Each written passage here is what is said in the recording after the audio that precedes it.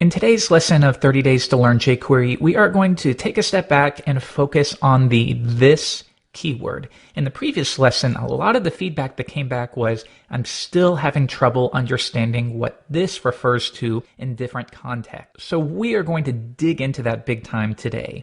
So don't worry, it's not going to be nearly as in-depth as the previous lesson. We'll take a little bit of a break today. Okay, so what we have here is a simple anchor tag. Now we're going to figure out in different contexts what this will refer to. So within script tags, to begin, we are simply going to console.log this. What does this refer to when it is not inside any function? If I open up Chrome Developer Tools, open up the console, you'll see that this will refer to the parent or the window object, and that's what this will always refer to. It's going to refer to whatever object owns it, if that makes sense. So in this case, when we are in the global space, this is going to refer to the parent window object. All right, well that makes sense. But what if we create a function and we will call it do something? Now, if we take the console.log and place it within here, what do you think it's going to refer to within here? I don't know. Let's try it out. We can either execute this function by running do something, or we can make it auto execute by wrapping it within parentheses and then calling the function. And this is the same idea as when we use self-invoking anonymous functions. The only difference is rather than giving it a name, we are using an anonymous function. Same idea. But now the function will execute immediately. Refresh the page, and once again, this, even within that function, is still referring to the parent object. Now, if I step back a few clicks, what if now we check for this when the anchor tag is clicked? And we know how to do that now. We know how to grab the anchor and say, when this anchor is clicked, then execute a function. So when it's clicked, execute do something. What do you think this is going to refer to now? Well, before we figure that out, let's just watch what happens when we execute do something. It may not be what you expect. I'm going to reload the page and click on it, and it takes us to that link. And this is an important distinction to make. The anchor tag has a default action, and that action is when it is clicked, it should redirect to whatever is stored within the href attribute. So what happens though when you want it to be clicked, but you want to cancel that default action? You want to say, nope, don't link to it, I'm going to do something else. And this is something you'll do quite a bit in your JavaScript applications. Well, our callback function will receive an event object. And this event object can be called whatever you want. You can name it Jeff or EVT or even event. It's very common to do E or EVT though.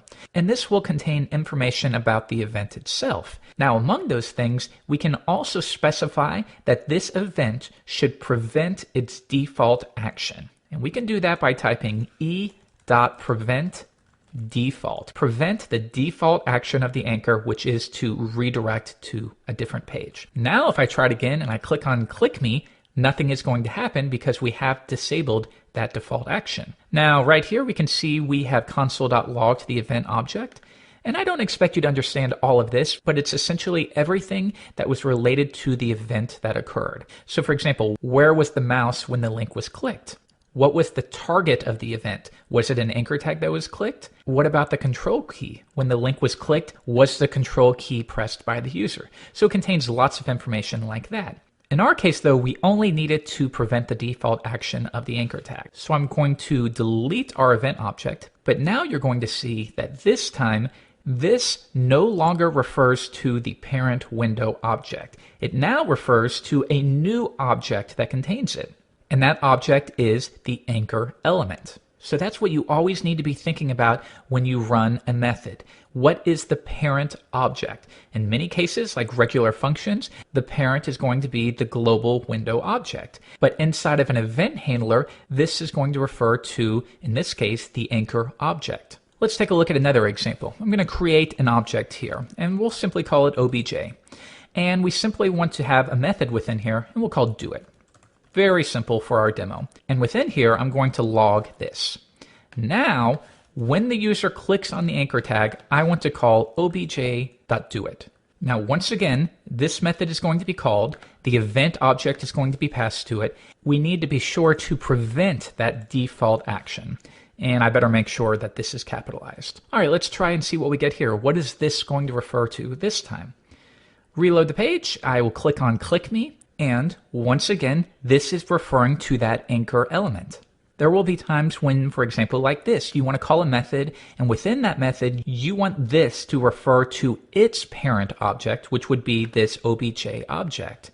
So a couple ways to handle this. One of them, we could pass an anonymous function, and then we could call the method, obj.doIt. And this time, when we call that method, this will no longer refer to the anchor element, it's going to refer to the obj object. And that means because this doIt method is no longer related to the anchor, it's not going to receive an event object, and we can copy e.preventDefault and place it here. And it's important to note that you can place e.preventDefault at the bottom or at the top. It doesn't really matter, though it's most common to place it at the bottom. All right, so now that we have updated our code, let's see what this refers to now. Reload, I will click on the link, and now this is referring to the obj object that we created. So definitely this can take a little bit of time to wrap your head around, but now it still gets a little bit more complicated. What if when you do call the doIt method from here, you still want this to refer to the anchor element? Well, in that case, we want to call the method, and we went over this briefly in the previous lesson. We're going to call the doIt method, and we want to specify what should represent this. I can simply pass this because we know within this callback function, this refers to the anchor that was clicked. So now we are calling the doIt method, and we're saying from inside that doIt method, this should refer to the anchor that was clicked. And then if you have any variables that you need to pass through, for example, if you want to pass through the event object or anything else, you would do that as the next parameters. Okay, so now let's try it and see what happens. Refresh, click me, and once again, within the doIt method, this is referring to that anchor element. Now, in addition to the call method, there is also a method you'll see called apply. And the only difference between those two is how you pass the variables. With apply, you're going to pass an array that contains the variables that you want doIt to receive. However, with call, you can simply pass a comma-separated list of your variables. Now, which one you use will really depend on the project. In this case, call will work just fine. Now, jQuery offers another way to specify what this is via jQuery.proxy. So let's see how that one would work. I'll comment this code out for you. And then once again, we get the anchor element, wrap it in jQuery. We listen for when it's clicked. And when it is, we call obj.doIt. Get the obj object and call the doIt method on it. Now, as we know, within this method, this is going to refer to the anchor that was clicked.